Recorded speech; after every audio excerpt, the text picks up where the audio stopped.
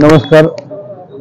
छत्रपती शिवाजी महाराजांच्या पदस्पर्शाने पावन झालेल्या विराट नगरीमध्ये वाई शहराचा कृष्णामाईचा आवाज आणि या जनतेला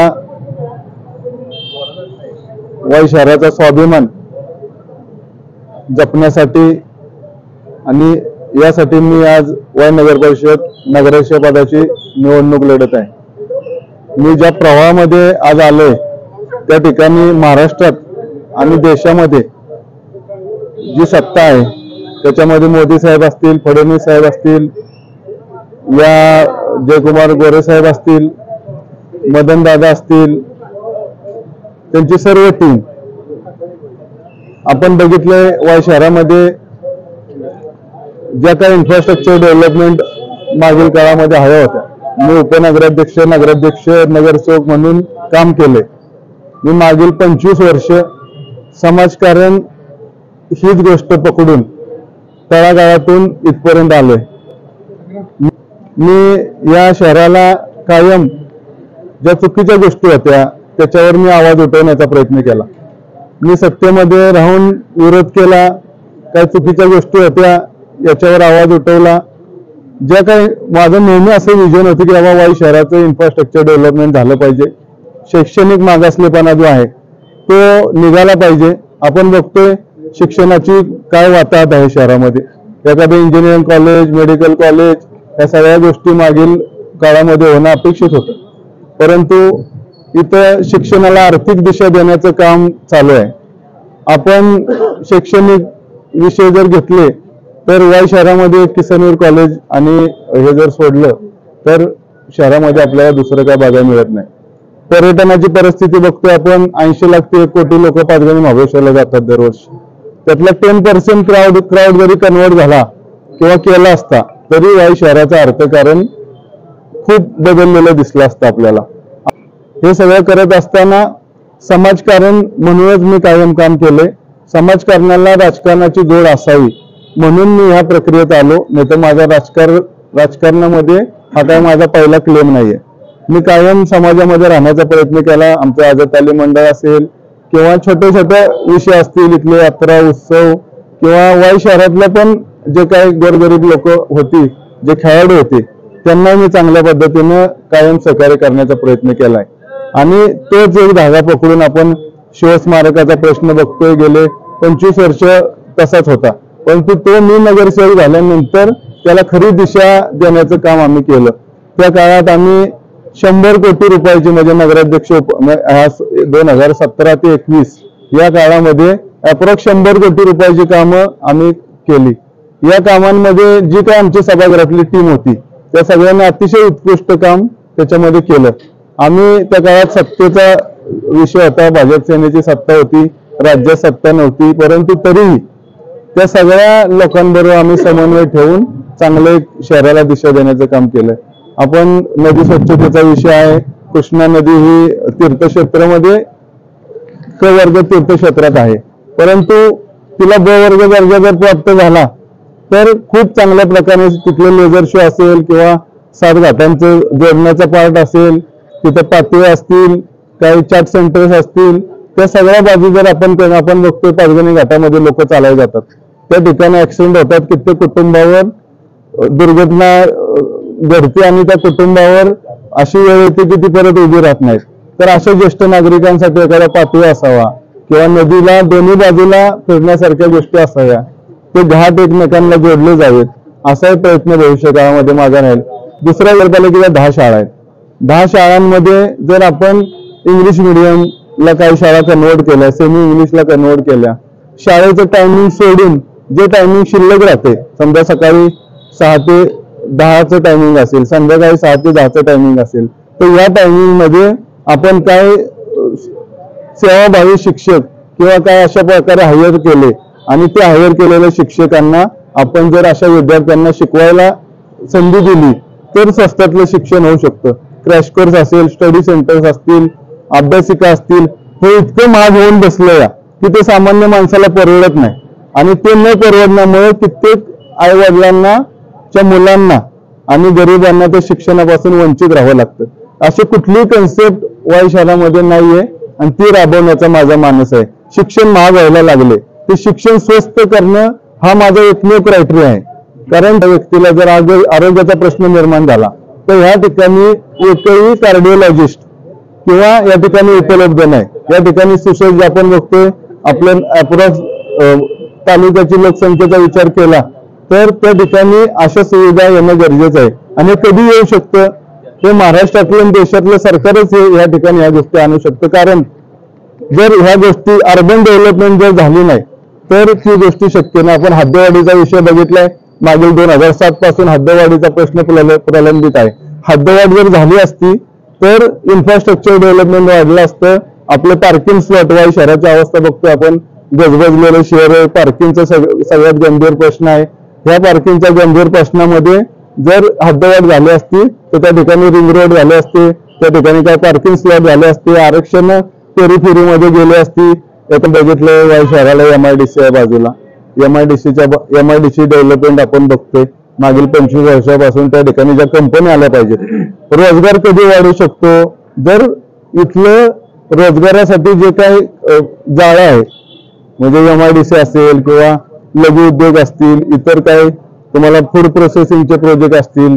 आपण एक फूड प्रोसेसिंगचा MIDC आपल्या इथे आली होती, परंतु ती MIDC रद्द झाली नंतर. आता त्याची कारणं काय आहे त्याच्या आत्ता बोलणं उचित होणार, कारण त्याची मी माहिती घेतली नाही. आता हे सगळं जर इन्फ्रास्ट्रक्चर वाढलं, बरं कधी वाढू शकतं जेव्हा हद्दवाढ होईल. हद्दवाढीचे क्रायटेरिया बदलले तर आपली नगरपालिका ब वर्गात जाऊ शकते. नगरपालिका ब वर्गामध्ये गेली तर आपण चांगल्या प्रकारे त्याच्यामध्ये जे काही कमर्शियल व्ह्यू असतात ते कमर्शियल व्ह्यू, कमर्शियल आरक्षण त्यामध्ये आपण डेव्हलप करू शकतो. त्याच्यानंतर MIDC मध्ये जर चांगले प्रोजेक्ट आले, मी तुम्हाला सांगतो आता मॅक्झिमम युवक हा शहराकडे वळतोय. त्याचं कारण काय तर अर्बन डेव्हलपमेंटच नाही. म्हणजे युवकांना ज्या गोष्टी लागतात, आता मी कन्स्ट्रक्शन व्यवसायात काम करतोय, मला आता मी गेली 2 वर्ष एक ऍड करतोय की बाबा इथं BE सिव्हिल, इथं एखादा आर्किटेक्चर चांगल्या क्वालिटीचा किंवा एखादा इंजिनियर किंवा एखादा डिप्लोमावाला किंवा एखादा सिनियर अकाउंटंट, ही लोक इथं का थांबत नाही तर त्यांना ते इन्फ्रास्ट्रक्चर मिळत नाही, पेरोल मिळत नाही. पेरोल काय मिळत नाही तर कॉम्पिटिशन नाहीये. एखाद्या संस्थेमध्ये एखादी वेकंट पोस्ट राहते, त्याच्यामध्ये जर कॉम्पिटिशन निर्माण झालं तर ऑटोमॅटिक ते पेरोल वाढले तर त्या ठिकाणी मुलं वाई शहरात राहतील. वाई शहरात आपण बघितलंय चिकन थाळी, मटन थाळीशिवाय काहीच मिळत नाही. इथं ज्या काही KFC आहे, मॅकडोनाल्ड आहे, जे काही ब्रँड आहेत, आपले कपड्याचे ब्रँड आहे, त्याच्यानंतर शूजचे ब्रँड आहेत, ही लोक इथं थांबतच नाही ना. तिथला सगळा पैसा हा पुण्या मुंबई सारख्या ठिकाणी मेट्रोपॉलिटन सिटीत जातोय. तो पैसा जर इथे थांबला तरच इथला रोजगार वाढणार ना. जर इथला पैसा बाहेर गेला तर इथं काही दिवसांनी तुम्हाला सांगतो ते पेन्शनर लोकांचे शेअर होईल. इथं तरुण दिसणारच नाही. आणि तो तरुण जर दिसला नाही तर आपण शिरवळ आणि हे बघतोय आज लाख 1.25 लाखाची लोकसंख्या गेली, 25,000 लोकसंख्या होती. ते का गेली तर तिथली MIDC वाढली. ती MIDC वाढल्यामुळे तिथलं ऑटोमॅटिक सगळ्या गोष्टी वाढायला लागल्या. आणि हे जर आपल्याला इथं वाढलं नाही तर भविष्यात आपल्याला कोणी माफ करणार नाही. आणि माझा तो मानस आहे की काही जरी झालं तरी आपल्याला युवकांवर फोकस हा गरजेचा आहे. आणि तो फोकस होत नाही म्हणून तुम्ही जसं म्हणलं की मुलं व्यसनात त्यांच्याकडे का वळतात, ते शिक्षणानंतर त्यांना सोर्स नाही. पूर्वी आर्थिक शहर, पर्यटन स्थळ आहे, सांस्कृतिक वारसा आहे. इथं आपण बघितलंय की इथं देशाला दिशा देणारे किंवा चांगल्या गोष्टी देणारे एक वाई सुसंस्कृत शहर आहे, पेशवेकालीन आहे. आपण बघितलंय कलाकार, मी जेव्हा उपनगराध्यक्ष होतो नगर, आम्ही त्या काळामध्ये आपण पाठीमागचा प्रेमाइसेस बघितलाय, आम्ही तो प्रयत्न केला आणि 100% केला. आउट ऑफ जाऊन काही गोष्टी केल्या, परंतु काय होतं त्याच्यासाठी जो निधी आला होता, आता तो निधी कन्व्हर्ट करायची जबाबदारी ही नगरसेवकाची आहे का? त्या नगरसेवकाला इथले मर्यादा आहेत. मी ह्या प्रवाहात येण्याची अशी अनेक कारणं आहेत. पण मला जे फ्रीडम पाहिजे किंवा ज्या गोष्टी स्वतः, कसं होतं एखाद्या संस्थेकडे आपण कधी काम पूर्ण करू शकतो तर आपण त्याचा फॉलोअप घेतला पाहिजे. आपल्याला ते विजन असलं पाहिजे. ते जर फॉलोअप झाला नाही तर ती कामं पेंडिंग राहतात. याची एक केस चालू आहे ते मागच्या जागेची, ती गेले 20-25 वर्ष चालले. विदाउट फॉलोअपमुळे ती पेंडिंग आहे ना. आता त्याचा फॉलोअप का घेतला गेला जात नाही की बाबा तो नवस समजणारा विषय, त्याचा निधी आलेला तोही निधी परत गेला. आणि याचा सगळा फोकस प्रशासनाची पण काही जबाबदार राहतात की त्यांनी ह्या गोष्टी इम्प्लिमेंट करायसाठी आम्हाला बरोबर घेतलं पाहिजे. मी नगरपालिकेत काम करत असताना माझ्या बरोबर म्हणजे आम्हाला फक्त आमचा वापर झाला. आणि तो वापर कसा झाला तर जे काही आम्हाला भांडायला लावायचं आणि वेगळ्या पद्धतीने जाऊन मॅनेजमेंट करायच्या. माझ्यावर खोटी सही केल्याचा आरोप झाला. माझे सहकारी आता इथे बरोबर आहेत. आता खोटी सही केल्याचा आरोप झाला. सगळे माझ्याकडे कलेक्टर साहेबांकडे तक्रार द्यायला गेले. आता तक्रार द्यायला गेल्यानंतर माझी एक खोटी सही एका डॉक्युमेंटवर केली गेली. आता ह्याच्यावर मी आवाज उठवला. मी जेव्हा सभागृहात गेलो, बाबा सभागृहात गेला, मी सीओना विचारलं असं का, तर ते सगळे कर्मचारी माझ्याकडे तक्रार करायला गेले. आता तक्रार करायला गेल्यानंतर आम्ही नंतर दुसऱ्या दिवशी त्यांना जाऊन भेटलो. मॅडम अशा म्हणल्या की साहेब सीओना काय पनिशमेंट करायची सांगा. म्हणजे अशा पद्धतीने सीसीटीव्ही सभागृहात माझ्या एका महिला मुख्याधिकाऱ्याच्या अंगावर धावून गेला असा आरोप झाला. हे सगळं कोण करतं या मी आता बोलणार नाही. तुम्हाला सगळ्या गोष्टी माहिती आहे, तुम्ही त्या काळात होता. दुसरा विषय आहे की ज्या गोष्टी आपण कचऱ्याचा विषय समजा किंवा ज्या गोष्टी मी इतर चुकीच्या गोष्टी ज्या होत होत्या त्या गोष्टीवर मी नेहमी आवाज उठवायचा प्रयत्न केला. आता मी घरपट्टीचा विषय सांगतो. मी घरपट्टीचा विषय घेऊन गेलो. 3 कोटी रुपये आम्ही प्रशासक असताना घरपट्टीचा सर्वे झाला. 3 कोटी रुपयाची घरपट्टी डायरेक्ट 6 कोटी झाली. आता 6 कोटी झाली. नुकतंच कोरोनातून आपण बाहेर पडलो होतो. लोकांना ते पेलणारा विषय नव्हता. मी त्याची तक्रार घेऊन सन्माननीय नेत्यांकडे पण गेलो आणि त्याच्यानंतर कलेक्टर साहेबांकडे गेलो. बाबा त्यांना निवेदनं केली. मी येऊन प्रेस कॉन्फरन्स घेतली. मी चीफ ऑफिसरला सांगत होतो की बाबा हे प्रशासक कार्यकाळ आहे. 3 सदस्य पदाधिकारी असल्याशिवाय तुम्हाला हरकती सूचनावर सुनावणी घेता येणार नाही. त्यांनी ऐकलं नाही म्हणून अधिनियमातले लूपहोल्स काढून मी त्या ठिकाणी गेलो. त्याला यश आलं. त्या काळात विधानसभेचं वातावरण होतं. त्या मंडळींनी माझंच निवेदन कॉपी पेस्ट केलं आणि ते त्या लेवलला सादर केलं म्हणजे कॅबिनेट लेवलला किंवा राज्य मंत्रिमंडळाला. आणि ते आल्यानंतर ती घरपट्टी स्थगिती आली. मी म्हणत होतो 3 कोटी 3.5 कोटी होईल बाबा. 6 कोटी डायरेक्ट शक्य नव्हतं. मग ती मी एकट्याने सिंगल हँड पुढाकार घेऊन आणि ती घरपट्टी सलग 4 वर्ष 12 कोटी रुपये शहराचे वाचवण्याचा प्रयत्न केला. कोरोनामध्ये मी इतकी मेहनत केली. माझं मॅप्रो कोविड सेंटर आपण केलं होतं. त्या कोविड सेंटरला मी माझं लॉज दिलं. 21 रूमचं लॉज माझं त्याचं बिल केलं असतं तर कमीत कमी 43 लाख रुपये झाला. मी 1 रुपया घेतला नाही. गोरगरिबांना धान्याचा विषय असेल, सगळ्या गोष्टी मी केल्या. एसटीपीचा विषय होता. माझा सीएस ट्रीटमेंट प्लांट जो आहे तो माझ्या गावाच्या शेजारी आहे. हे सीएस ट्रीटमेंट प्लांट जे असतात त्याच्या शेजारी लोकवस्ती नसते कधी.